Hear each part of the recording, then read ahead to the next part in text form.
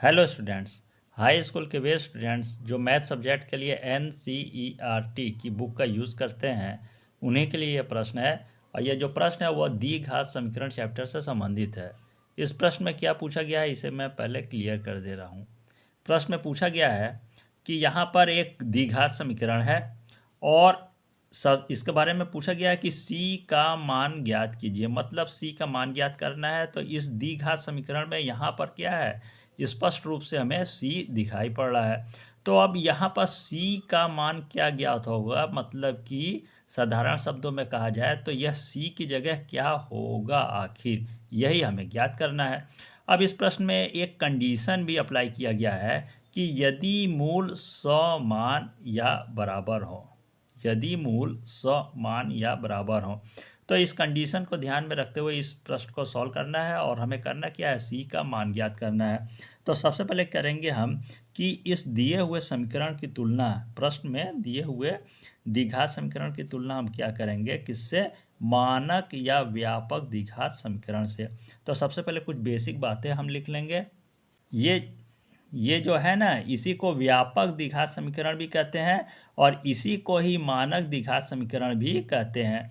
अब यहाँ पर जो ए बी सी यह कैपिटल लेटर में लिखा हुआ है ना, वहाँ पर ए बी सी को सामान्य तौर पर स्मॉल लेटर में लिखकर प्रयोग किया जाता है। अब यहाँ पर मैं क्लियर कर दे रहा हूँ कि ए बी सी को कैपिटल लेटर में आखिर यहाँ क्यों लिखा गया है। इसलिए लिखा गया है कि प्रश्न में हमारा यहाँ जो सी है ना वह स्मॉल लेटर में लिखा हुआ है, इसीलिए यह आसानी से ज्ञात हो जाए और सुविधाजनक पूर्व और ज़्यादा से ज़्यादा आसान तरीके से ज्ञात हो जाए। इसीलिए हम यहाँ थोड़ा सा ए बी सी को स्मॉल लेटर की बजाय हम कैपिटल लेटर में जब लिखेंगे ए बी सी को, तो प्रश्न बहुत ही सुविधाजनक पूर्ण क्या होगा, हल होगा।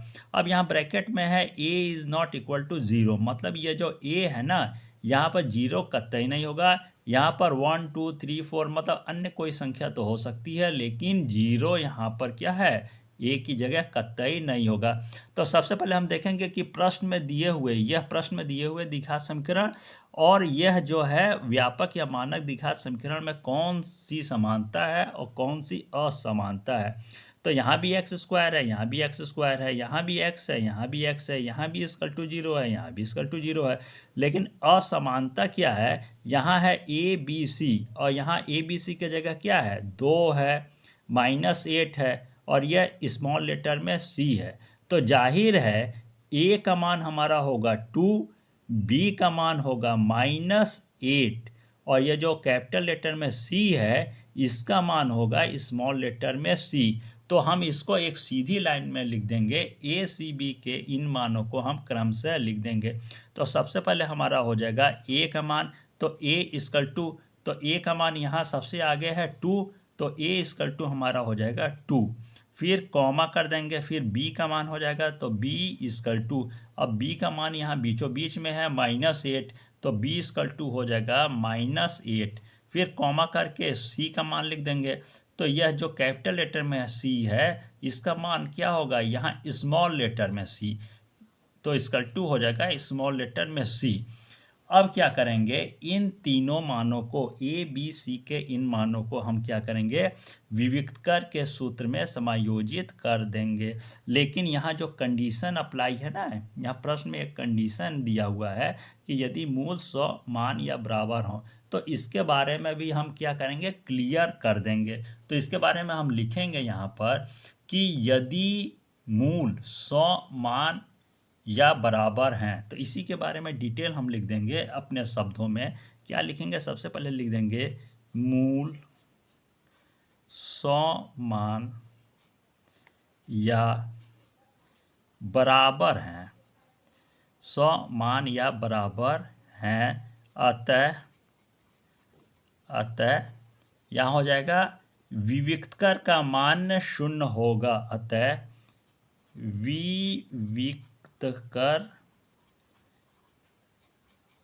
का मान 0 होगा। पहले मैं लिख दे रहा हूँ फिर क्लियर कर दे रहा हूँ। अब इसको क्या करेंगे, हम ब्रैकेट में कर देंगे।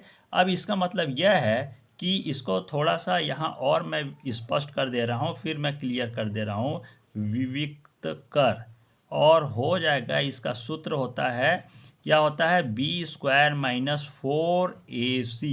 यह बी ए सी, यह जो है ना, बी ए और सी को कैपिटल लेटर में हम लिखेंगे, क्योंकि यहाँ पर हमने कैपिटल लेटर में A B C capital letter में किया है, इसलिए बी ए सी को क्या करेंगे, कैपिटल लेटर में लिखेंगे, और इसको एक इंक्रीज करना होगा, इक्वल टू 0 हमें इंक्रीज करना होगा। एक बात ध्यान दीजिएगा कि प्रश्न में यह जो लिखा हुआ है ना कि मूल 100 मान या बराबर हैं, तो इसका मतलब यह है कि किसी भी द्विघात समीकरण में यदि मूल 100 मान या बराबर हो, तो निश्चित रूप से उस स्थिति में यह क्या है, बिल्कुल 100% क्लियर है कि विविक्तकर का जो मान होगा वह शून्य तो अवश्य ही होगा। मतलब कि यदि विविक्तकर का मान शून्य है, मतलब विविक्तकर का मान 0 है, तो निश्चित रूप से मूल क्या होंगे, वह 100 मान या बराबर अवश्य होंगे। तो जाहिर है कि विविक्तकर का जो सूत्र होता है सामान्य रूप से बी स्क्वायर माइनस 4ac। अब यहाँ पर बी ए सी को हमने कैपिटल लेटर में क्यों लिखा है, क्योंकि यहाँ पर हमने क्या किया है, यहाँ पर जो स्वरूप है, जो मानक स्वरूप है द्विघात समीकरण का, उसमें हमने ए बी सी को कैपिटल लेटर में कर दिया है कन्वर्ट, इसलिए यहाँ पर बी ए सी को क्या करेंगे, कैपिटल लेटर में ही चेंज करते हुए लिख देंगे सूत्र। अब इक्वल टू 0 क्यों बढ़ाया है, तो आप समझ गए होंगे इस बात को कि मूल 100 मान या बराबर होते हैं अगर, तो उस स्थिति में विविक्तकर का मान 0 होगा। मतलब विविक्तकर का जो सूत्र लिखेंगे उसमें यदि हम 0 नहीं बढ़ाएंगे, ध्यान दीजिएगा, यदि हमने 0 नहीं बढ़ाया तो यह जो हमें निकालना है ना, हमें क्या निकालना है, सी का मान, हमें यह जो सी का मान निकालना है वह ज्ञात ही नहीं होगा। इसलिए क्या है, 0 अवश्य हम बढ़ा देंगे तो सुविधाजनक क्या हो जाएगा, हमारा सी का मान ज्ञात हो जाएगा। अब यहाँ पर है सबसे पहले सूत्र है बी स्क्वायर, तो बी का मान यहाँ पर है -8, तो सबसे पहले हमारा क्या हो जाएगा, -8 का होल स्क्वायर, तो हम यहाँ पर लिख देंगे -8 का होल स्क्वायर, तो -8 का यहाँ हो जाएगा होल स्क्वायर, इसके बाद माइनस का चिन्ह है तो माइनस लगा देंगे, फिर 4 है 4 लिख देंगे, फिर ए का मान हम इंटू करके लिख देंगे। ए का मान हमारा कितना है, ए का मान है यहाँ पर 2, तो 4 इंटू हो जाएगा सबसे पहले 2, फिर इंटू, फिर कैपिटल लेटर जो सी है इसका मान क्या होगा, तो कैपिटल लेटर सी का यहाँ मान है क्या है, स्मॉल लेटर का सी, तो यहाँ हमारा हो जाएगा स्मॉल लेटर में सी, और इक्वल टू 0 है तो इक्वल टू 0 हम लिख देंगे। अब इसको हम सावधानी पूर्वक जब सॉल्व करेंगे तो सबसे पहले यह है स्क्वायर की वजह से क्या है, यह -2 बार हो जाएगा, तो जब माइनस माइनस 2 बार हो तो माइनस माइनस हो जाएगा प्लस, और 8 का स्क्वायर है तो इसका मतलब 8 2 बार है, तो 8 अठाई कितना हो जाएगा 64, तो यहाँ हमारा हो जाएगा 64। इसके बाद माइनस का चिन्ह है, माइनस का चिन्ह लगा देंगे, फिर 4 दूना है 8, फिर हो जाएगा सी को इसमें इंक्रीज कर देंगे तो होगा 8c, स्मॉल लेटर का सी, ध्यान दीजिएगा, फिर इक्वल टू 0 है, इक्वल टू 0 कर देंगे। अब हमारा क्या होगा, यहाँ पर इस 64 को क्या करेंगे, हम पक्षांतर कर देंगे, तो यहाँ है -8c, तो सबसे पहले हो जाएगा -8c इक्वल टू, अब 64 को जब हम पक्षांतर करेंगे तो यह है प्लस में है, तो हो जाएगा हमारा -64। अब यहाँ पर क्या है कि यहाँ भी माइनस है, यहाँ भी माइनस है, तो माइनस माइनस होता है प्लस, तो हमारा यहाँ हो जाएगा नेक्स्ट स्टेप में 8c इक्वल टू 64, यह प्लस में हो जाएगा। अब हम c का मान यहाँ आसानी से निकाल लेंगे, तो c इक्वल टू हो जाएगा, सबसे पहले 64 है बटे, यह पक्षांतर हो जाएगा तो बटे में आ जाएगा, यहाँ नीचे आ जाएगा, बटे 8 हो जाएगा। अब क्या हो जाएगा, c का मान हो जाएगा 8 अठाई 64, 8, मतलब यह जो c का मान आया है ना वह है हमारा। अब जब c का मान हमारा आ गया है 8, तो यहाँ आंसर के रूप में हम स्पष्ट रूप से क्लियर डिटेल में लिख देंगे, हमारा हो जाएगा आंसर, और आंसर क्या होगा लिख देंगे डिटेल में, अतः c का मान इक्वल टू, अब c का मान 8 है तो इक्वल टू हो जाएगा 8।